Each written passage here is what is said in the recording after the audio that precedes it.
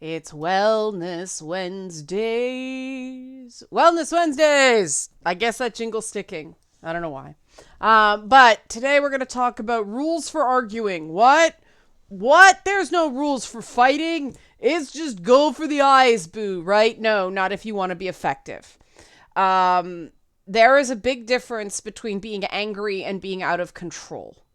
And you cannot control the other person, but you can control yourself.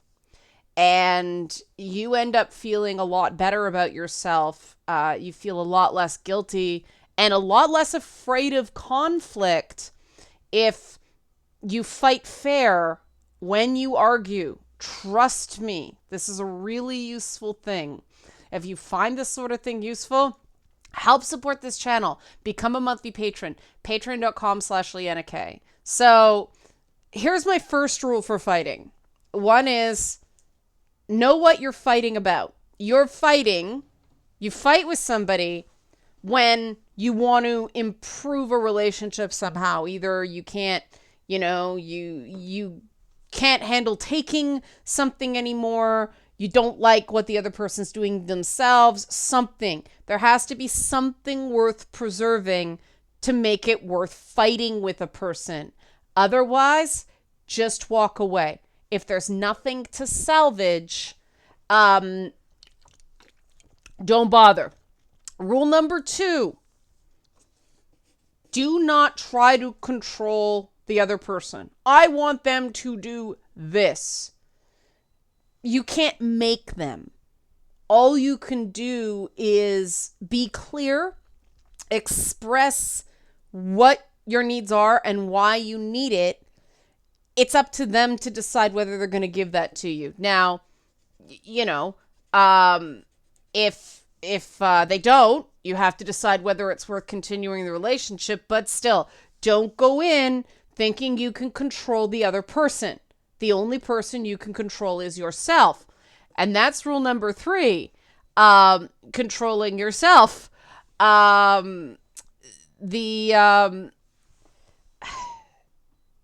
We all know there is a little voice in our head saying, don't say that before we say something we immediately regret. It is possible to get better at listening to those voices. This is especially important for people who are victims of abuse. A lot of people who are victims of abuse emulate abusive tactics without realizing it, especially if something comes from an abusive parent. They lash out. They are nasty. It's the only thing they associate anger with. And then they feel terrible and go into a shame spiral. It is very difficult to do differently when you have never seen an example of it, but it is possible. It's hard. It's hard to reprogram those instincts. It's hard to reprogram the instinct that I have to defend myself. Defend yourself from what? Somebody else acting like an asshole? That's on them, right? What you do is on you. What's on them is on them. And that's a tough one, but it's really important in terms of getting a good result. Rule number 4 is be specific and clear. A lot of us think we're being specific and clear, and we're not. We might be clear to ourselves in the way we speak, but a lot of people have this really bad habit of when somebody doesn't get what you're saying, you're misunderstanding me, and putting all of that on the other person, as opposed to, there's a misunderstanding here. What do you understand from what I'm trying to tell you? That's a good starting point.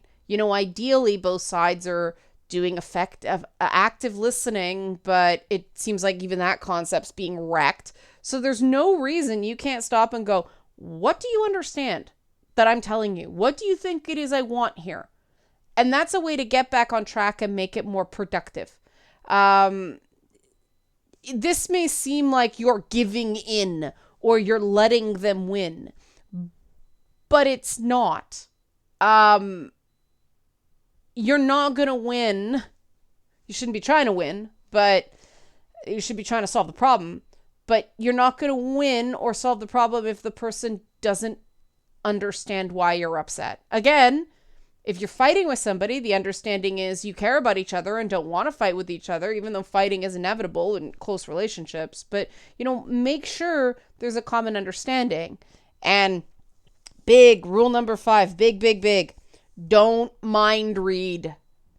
Don't mind read. Again, people coming out of abusive circumstances, you may have felt that you were expected to mind read. You had to anticipate the abusive person's whims so that they didn't blow up on you. But in healthy relationships, it's not like that. People tend not to like when you're telling them what they're thinking, especially when you're wrong. Ask questions. What are you thinking right now? What are you feeling right now? If you want to pull the "are you mad at me?" I don't find that tends to go very well, but you're mad.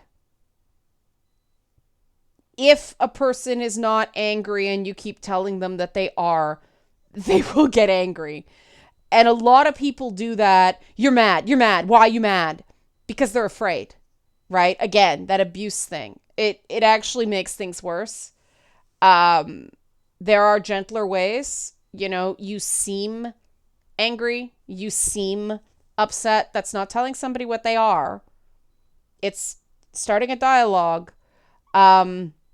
The other thing, if you say what's wrong and someone says nothing, and it's very clear it's not nothing, no point in pushing. You can say you're sure, but after one, leave it there, because if a person isn't ready to talk about it, you're just going to get a face full of it. And again, if they say nothing's wrong and then something was wrong and they get all mad at you for it, well, that wasn't on you. That was on them. They had the opportunity to talk and didn't, right?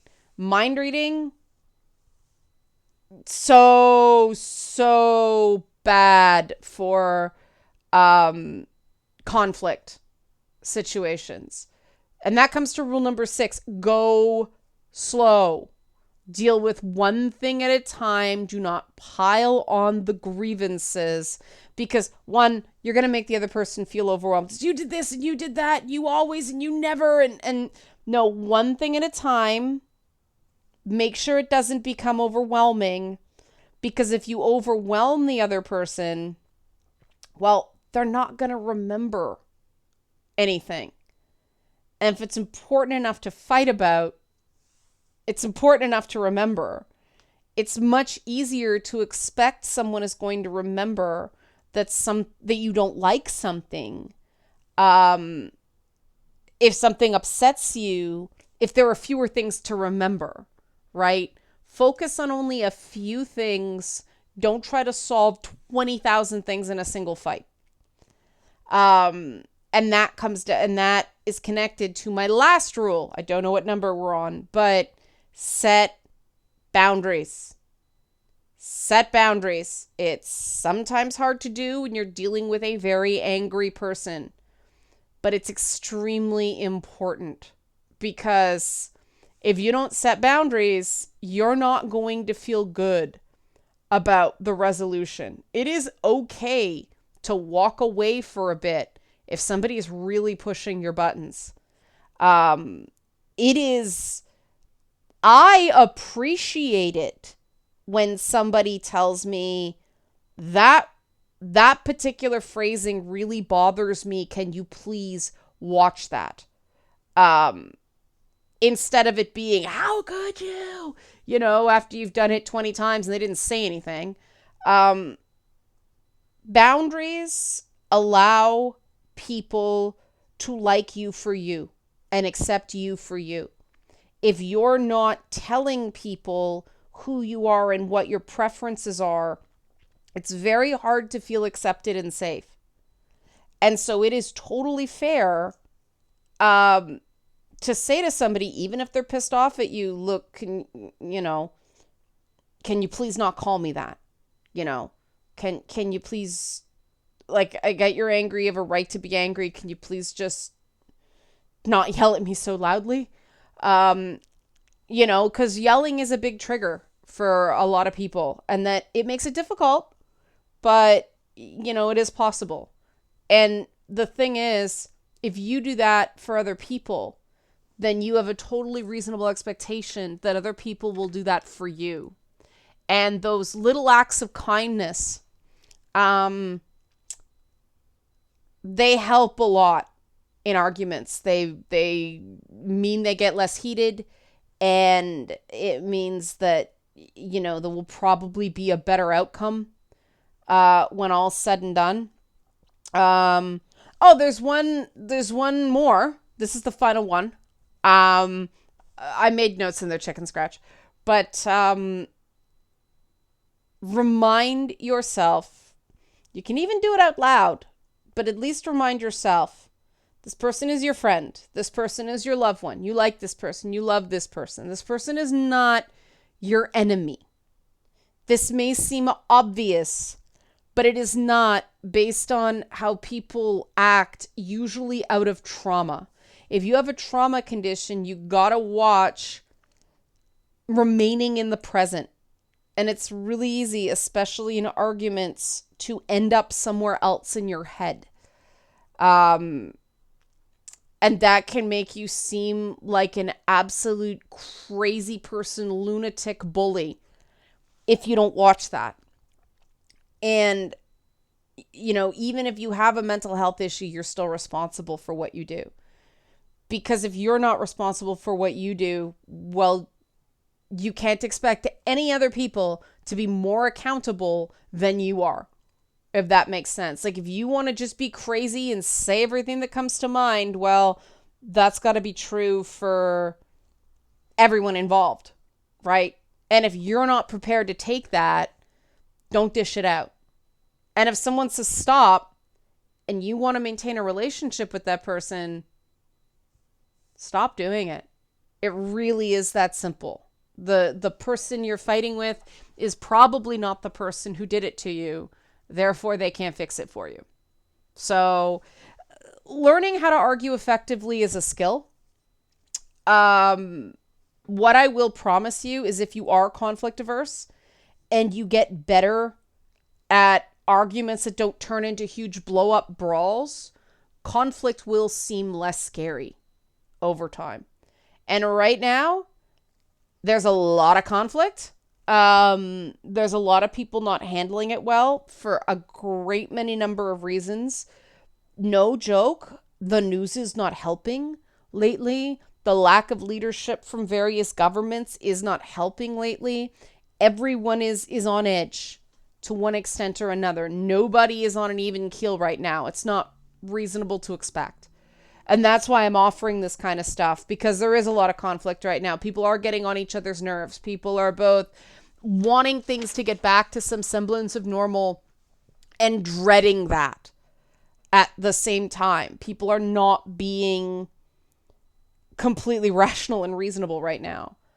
And so slowing things down and taking things more deliberately and really being aware of your own part in the conversations you have, it gives you a sense of control that sounds like, oh, what good can it do? I find this helps me a lot. I find it helps me feel much more in control, much safer when someone is getting up in my face, when I take the approach of, I cannot control them, I can control me. My goal for this conflict is to come out of this with my head held high, no matter what the other person does. I am going to conduct myself in a way that I can look back at and be proud of, meaning I'm not going to go for the throat. I'm not going to, I'm not going to take cheap shots. I'm not going to do things just to hurt. If the other person does it, that's on them, not me. It's amazing what a self-esteem and self-compassion builder that is. So hopefully you find this helpful. It'll seem weird at first. It's probably too much to remember. But even if one of these suggestions seemed helpful and you can apply it, it will help, I promise you. Okay? Okay. Help support this channel. Become a monthly patron. Patreon.com/Leanna K. This is the reason I can continue to do Wellness Wednesdays. Thanks for watching.